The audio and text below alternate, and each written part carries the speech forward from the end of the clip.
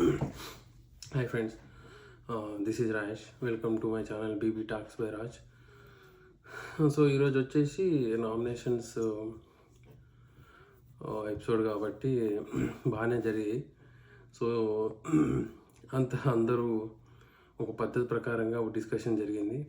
So Sonia లేని లోటు, ఆవేశాలు, aggressiveness, తిట్టుకోవడాలు లేవు. ఫస్ట్ టైం బిగ్ బాస్ 8లో ఒక పద్ధతిగా నామినేషన్ జరిగినట్టు అనిపించింది. ఎవరి పాయింట్స్ వాళ్ళు పెట్టారు, బట్ ఆల్రెడీ వాళ్ళు మాట్లాడుకొని వచ్చి చేసినట్టే ఉంది. ఎందుకంటే ఎవరు వాళ్ళు ఏం మాట్లాడారో ప్రిపేర్ అయ్యి వచ్చినట్టే క్లియర్గా మాట్లాడుకున్నారు. ఎస్పెషల్లీ విష్ణుప్రియ అంత నీట్గా, అంత పద్ధతిగా దేనికి ఆన్సర్స్ చెప్పినట్టు, క్లియర్గా ఏం మాట్లాడాలో ట్రైన్ తీసుకొని వచ్చినట్టు అందరూ బాగానే క్లియర్గా చెప్పారు. అంటే ఆ షాకింగ్ అనిపించలేదు. అంటే నన్ను నామినేట్ చేయడం ఏంటిది అన్నట్టు ఫేస్ ఎవరికి రాలేదు.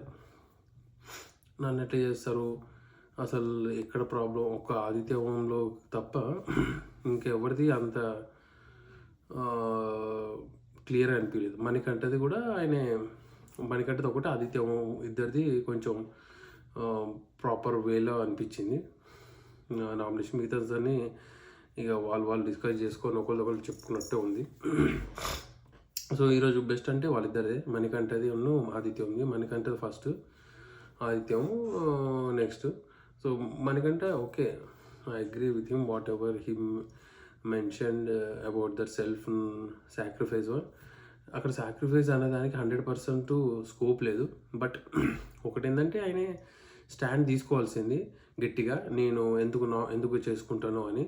బట్ అక్కడ కూడా అది మొత్తం Bigg Boss versus wild contestants కాబట్టి మేబీ అతనికి ఆ ఒపీనియన్ ఉంది, అందరం కలిసి ఆడాలి అన్నట్టు. మేబీ క్లాన్ వర్సెస్ క్లాన్ ఉంటే ఆయన నిజంగానే స్టాండ్ తీసుకునేవాడేమో. మేబీ నేను ఎందుకు డ్రాప్ అవుతాను, నేను డ్రాప్ కాను, ఐ విల్ ఫైట్ అన్నట్టు మాట్లాడేవాడు. ఇది మొత్తం wild card versus Bigg Boss contestants కాబట్టి మేబీ ఆ ఉద్దేశంలో ఆయనే ఎక్కువగా పాయింట్స్ పెట్టకుండా, అగ్రెసివ్గా వెళ్ళకుండా, సో ఓకే మనం అందరికి హ్యాపీ, మన కోసమే కదా, వైల్డ్ కార్డ్స్ ఆపడానికి కదా అన్నట్టు బిహేవ్ చేశాడు. అట్లానే కంప్లీట్గా ఆయన సాక్రిఫైస్ అనడంలో రీజన్ లెస్ నాకు తెలిసినంత మటుకు.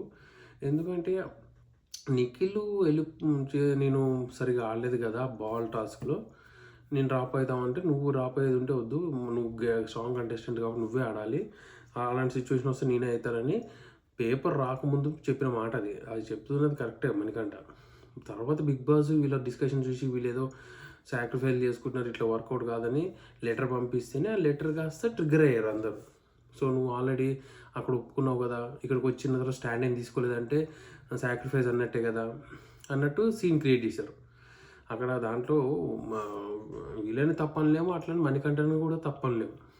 క్లియర్ మిస్అండర్స్టాండింగ్ అక్కడ మణికంఠ చెప్పాల్సింది అట్లీస్ట్, నిఖిల్ నేను ఈ లెటర్ రాకముందు చెప్పింది నేను ఒప్పుకున్నట్టు, బట్ లెటర్ వచ్చిన తర్వాత నా డెసిషన్ మార్చుకుంటాను, ఐ విల్ నేను డ్రాప్ అవ్వదలుచుకోవట్లేదు. ఎందుకంటే నాకున్న పాయింట్స్ నాకున్నాయి. ఇప్పుడు నాకంటే సోనియా ఎక్కువ ఆడలేదు, యష్మి కూడా అంత ఫైట్ ఇవ్వలేదు, అట్లీస్ట్ సోనియానన్నా డ్రాప్ అవ్వచ్చు, నేను మాత్రం ఆడతాను అని చెప్పి కొంచెం ఫైట్ చేయాల్సింది. కాసేపు అయిన తర్వాత ఒప్పుకోవడము, లేదంటే టైం తీసుకోవడము, అసలు వాళ్ళు ఎవరి ఒపీనియన్ ఏంది అనేది తెలిసేది. ఇప్పుడు వాళ్ళు ఏంటంటున్నారు, నువ్వు ఎక్కువగా స్ట్రాంగ్గా ఫైట్ చేయలేదు, సో నీకు నువ్వే డ్రాప్ అవుతాం అనే సిచ్యువేషన్ ఉన్నావు కాబట్టి ఇక మేము కూడా ఎక్కువ ఫోర్స్ చేయలేదు అన్నట్టు సీన్ క్రియేట్ చేస్తున్నారు. అది కూడా ఒక వంద కరెక్టే. మేబీ ఈయన స్టాండ్ తీసుకొని కొంచెం ఎక్కువసేపు ఫైట్ చేసి ఉంటే బాగుండేది. అక్కడ చూసినప్పుడు మనకే అనిపించింది తను తొందరగా ఒప్పుకున్నాడని. సో ఆ విధంగా నా మణికంఠకి ఎక్కువ నామినేషన్స్ పడ్డాయి. నిన్న క్రాస్ కూడా ఆయనకే ఎక్కువ పడ్డాయి. ఎందుకంటే వీడియో చూపించిన తర్వాత క్లియర్గా తను చెప్పింది ఏంటంటే, సో నేను డిసిషన్ తీసుకుంటున్నా, నా యొక్క తెలివితేటలు సోనియా దగ్గర ఉన్నాయి, నా యొక్క ఫైట్ పృథ్వీ దగ్గర ఉంది, నా తరపున వాళ్ళు ఆడతారు అన్నట్టు చెప్పడము, అందరు విని అదేంటి కరెక్టే వీళ్ళు చెప్పింది, మనమే రాంగ్ అనుకున్నాము అని వాళ్ళు అనుకోవడము, ఆ సీతా టీం వాళ్ళు కూడా మనకంటేనే నామినేట్ చేయడము, వీళ్ళ టీంలో కూడా యష్మి వీళ్ళందరూ నామినేట్ చేయడం, నిఖిల్ నామినేట్, పృథ్వీ అందరు నామినేట్ చేశారు వాళ్ళ టీంలోంచి. సో అక్కడ సీత కూడా నామినేట్ చేసింది, నబిల్ నామినేట్ చేశాడు అనుకుంటా. నేను 5 ఓట్లు పడ్డాయి, నబిల్ చేయలేదు. సో అట్లా మొత్తానికి మణికంఠకి ఎక్కువ ఓట్లు పడ్డాయి. నెక్స్ట్ వచ్చేసి విష్ణుకి పడ్డాయి ఎక్కువ ఓట్లు. ఆదిత్యంకి 2 ఓట్లే పడ్డట్టున్నాయి. సో ఆదిత్యంకి చెప్పింది కూడా నైనిక అన్నది, బట్ కాన్ఫిడెన్స్ లేదు అని. బట్ ఆయన అంత ధైర్యంగా వచ్చి దాంట్లో చేయబెట్టి తీసేది, అది విచ్ ఈస్ టోటలీ రాంగ్. ఆయన ఎందుకు మరి అంత సడన్గా వచ్చి ఆదిత్యం దాంట్లో నుంచి ఆయన ఫోటో, మంటల నుంచి ఆయన ఫోటో తీయాలని కాన్ఫిడెంట్ ఉందని నిరూపించాల్సిన అవసరం లేదు. అనవసరంగా కొంచెం ఎక్కువ చేసినట్టు అనిపించింది. బట్ ఇక హీటెడ్ ఆర్గ్యుమెంట్లో మేబీ ఆయన అనుకున్నాడేమో. బట్ ఆదిత్యం కూడా తను ఎంతవరకు చెప్పాలి, ఎంత క్లియర్గా చెప్పాలి అనేది క్లియర్గా చెప్పాడు. ఎందుకంటే అప్పుడు కూడా సోనియాని ఫస్ట్ నామినేట్ చేసింది ఈయనే ధైర్యంగా వచ్చి. ఎవరు అంత ధైర్యం చేయలేదు. ఆమెతో ఎందుకు లొల్లి లేనిపోని అన్నీ చెప్తుంది మన గురించి నెగిటివ్స్ అని, ఆ నోట్లో నోరు ఎందుకు అనుకున్న టైంలో కూడా ఆదిత్యము క్లియర్గా చెప్పాడు పాయింట్స్ని. సో ఈరోజు కూడా ఆయన క్లియర్గా నామినేషన్స్ కూడా ఆయన క్లియర్గా మెన్షన్ చేసి నామినేట్ చేశాడు. ఎందుకంటే నైనిక కూడా నిఖిల్ చెప్తేనే సుత్తి తీసుకెళ్ళి సోనియాకి ఇవ్వడం, అట్లా ఇన్ఫ్లుయెన్స్ అవ్వద్దు, నీ ఆటను వాడాలి అని ఆమె నామినేట్ చేయడము అక్కడ మంచిగానే క్లియర్గా చెప్పినట్టు అనిపించింది నాకు. సో ఎక్కడ ఆయన ఫ్లిప్ అయినట్టు ఏమనిపించలేదు. విష్ణుప్రియను కూడా నువ్వు కొంచెం నోరు జారుతున్నావు, ఎందుకంటే అక్కడ నిఖిల్ వీడియో చూపించినప్పుడు కానీ మిగతా పాయింట్స్లో కానీ ఆయనకి కరెక్ట్ అనిపించి ఆ విధంగా చెప్పాడు. విష్ణుప్రియ కూడా యాక్సెప్ట్ చేసింది. సో ఆయన నామినేషన్స్ కొంచెం వరకు బాగానే అనిపించినాయి. మణికంఠ చెప్పిన పాయింట్స్ కూడా వ్యాలిడ్ అనిపించినాయి.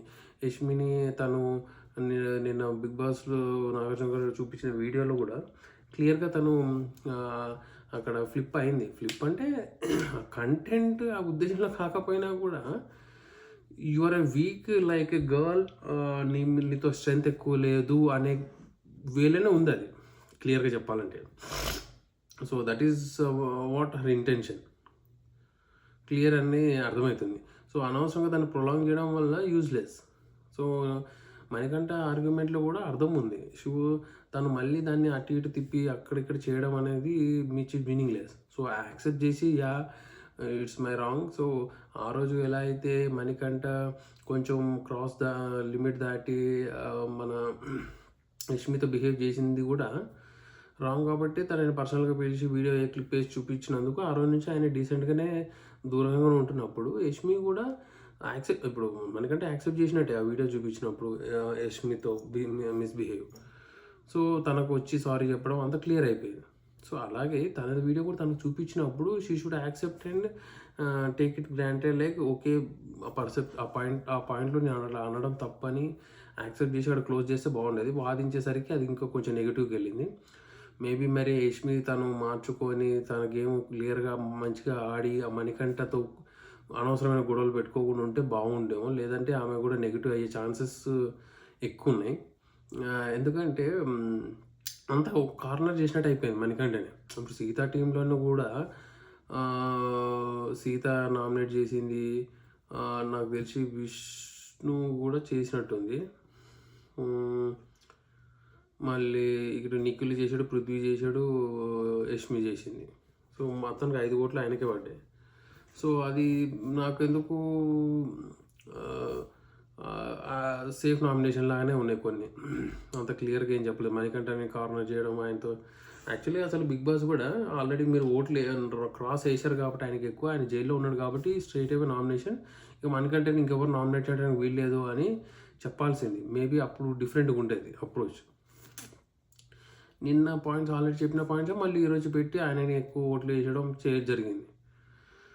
మరి నైనిక ఎక్కువ ఓట్లు పడ్డాయి. మరి మేబీ తను నామినేషన్లో ఉంది కాబట్టి మిడ్ వీక్ ఎలిమినేషన్ నైనిక వెళ్తుందేమో మోస్ట్లీ అని అనిపిస్తుంది. వీకెండ్ వచ్చేసరికి మరి ఆదిత్య ఓం గారు వెళ్ళిపోతారేమో. ఇక మిగిలిన కంటెస్ట్ వైల్డ్ కార్డ్స్ వచ్చి ఫైట్ చేస్తారు. ఇక వాళ్ళు కొత్త గేమ్ స్టార్ట్ అవుతుంది అన్నట్టు ఉంది కొంచెం. సో ఇలా ఉంటే బాగుంటుంది. కానీ ఇది అక్కడ ఉన్న కంటెస్టెంట్స్ కూడా సరిగ్గా చేయకపోవడం వల్ల ఏం అంత చేంజ్ అనిపించట్లేదు గేమ్లో కూడా. సో మోస్ట్లీ లైక్ ఇది వీకెండ్ వచ్చిన తర్వాత మరి ఏమన్నా కొత్తగా చేంజ్ అయితే గేమ్ కొంచెం ఇంట్రెస్టింగ్ అనిపిస్తుంది. But right now it is going okay. Let's see how it goes. And స్పెషల్గా ఈరోజు చెప్పుకోవాల్సింది ఏంటంటే సోనియా బస్.